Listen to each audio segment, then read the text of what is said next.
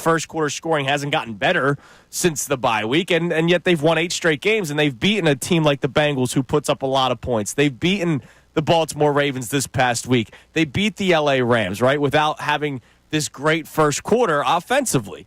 So there's still a lot to learn about this Eagles team. Now, what are they? Because, Johnny, after the Rams game, you already were like, hey, I learned about this secondary. They were able to take care of business against Puka Nacua and Cooper Kupp. Matt Stafford's a real quarterback, unlike the teams they played before them. I said against the Commanders game, I would learn about the linebackers. Are they indeed real in a short week, physical week against a physical team and a quick quarterback in Jaden Daniels? Zach Ball and Kobe Dean balled out. I learned that this team, this linebacking core is real. You look at the schedule, and you pointed something out to me yesterday. The secondary is done with tests. The tests are over. Like the secondary test. Look, they're going to have Dez. Gosh, going back in my Cowboy days. They're going to still have to face a Cowboy team that still doesn't have a quarterback that can throw it. Right. But other than that, the tests are over. I believe for this team as far as for a secondary. I mean, think about it. You have Bryce Young this weekend, which he's already being labeled a bust. I know he's played better the last couple of weeks, but that label's already on him. Russell Wilson, I know he threw for over 400 yards, but I think Connor could throw for 400 yards against the Bengals team. And arm feels good. I am in no way worried about the Steelers passing all over the field on this team. Absolutely. Now, matching the physicality of the Steelers, there's going to be a lot to talk about next week. Yeah, and we'll see how that present works out. They present their own challenges more to our offense. Yeah, absolutely. But for this defense, I think the major challenges are over. Yeah, Cooper Rush, Trey Lance, they passed with flying colors. And so over and over again. From the rest of the way, we're watching teams with bad to horrible quarterback play. Like, there's not a quarterback. Like, last week was, all right, let's see how they can beat Lamar. And Lamar, of course, multi-factors, right? Not only can he throw the ball downfield, not only can he throw all the short and intermediate routes, he can also run the football. And then you also have to be prepared to stop the run with Derrick Henry. The rest of the way, it's kind of like, all right, just keep them out of the end zone. You know what I love what's gone away, though, Andrew? And I think it's gone away on social media. It's gone away from our callers and our texters.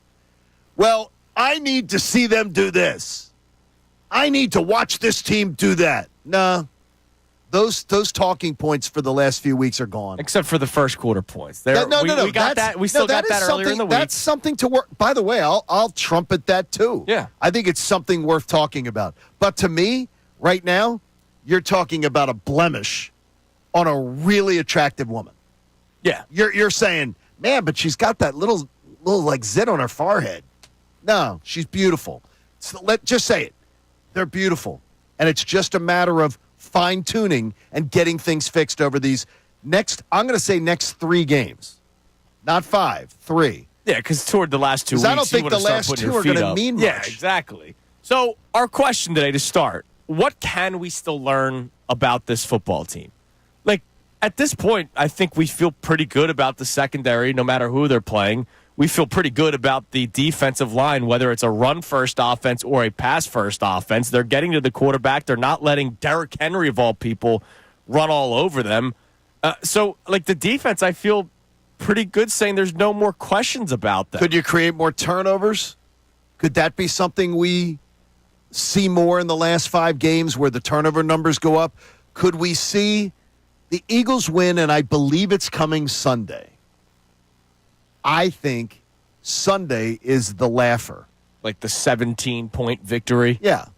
Remember 2022, 2017? It's the only thing that's not congruent to this year's team. Those teams won a lot of laughers. Yes, they did. I am expecting Sunday we are going to see an Eagles laugher.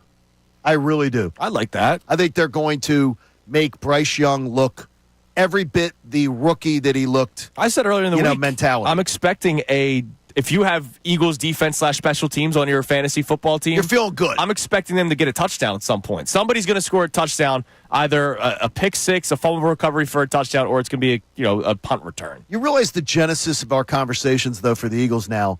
Once they passed that Baltimore game and Rams game, that was a really impressive 2-game test. Yeah. And now our conversations are about the fine-tuning.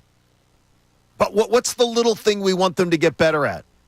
the major worries have been lifted off our shoulders. Absolutely. It's wonderful. It's a great place to be. No, it's a an great amazing feeling place to be. Now, this leads us to our second topic today. And again, if you want to climb in, text line, phone line, you can at 610-632-0975. What can we still learn about this Eagles team? Or as John has mentioned, what can they still fine-tune for this football team to be the legitimate Super Bowl contender that... Sure, they already are. They already are, but there are people, John, that are still hesitant. Now, I'm not saying John is in you. No. I'm just saying that because you know that I'm correct, that there are people that are still hesitant. And so this is going to be a deeper conversation that's not necessarily about the Eagles, but it's about Philadelphia sports and about Philadelphia sports fans. And this isn't everybody. As we know, yesterday we were a little critical of Nick Sirianni, and there were people that came to his defense yesterday. Sure. So there are people that always lead with the positive. But the people we want to try to figure out today, and man, this is a study that will forever be happening in Philadelphia sports. What makes you lead with the sky is falling mentality at times? I think that, first of all, I hate it. I hate that mentality within our fan base. It drives me nuts. But I think our friend Amy Fadul had a great point on this the other day about that it's almost part of the genetic code, that the people who teach you pass it down. Your dad, your grandfather, my uncles, I think of, that mentality of They stink. Don't feel too good. Don't feel too good. They're going to kick you in the privates. And I understand people of my generation and the generation above me that have that mentality because we lived a lot more of it. So I can understand it. I never had it. I was one of the ones arguing with my friends that Buddy Ryan was a dope. Right. And I wanted the Eagles to win, but I thought Buddy was a dope. So there was that mentality of, this is going to be bad. I always wanted to be optimistic.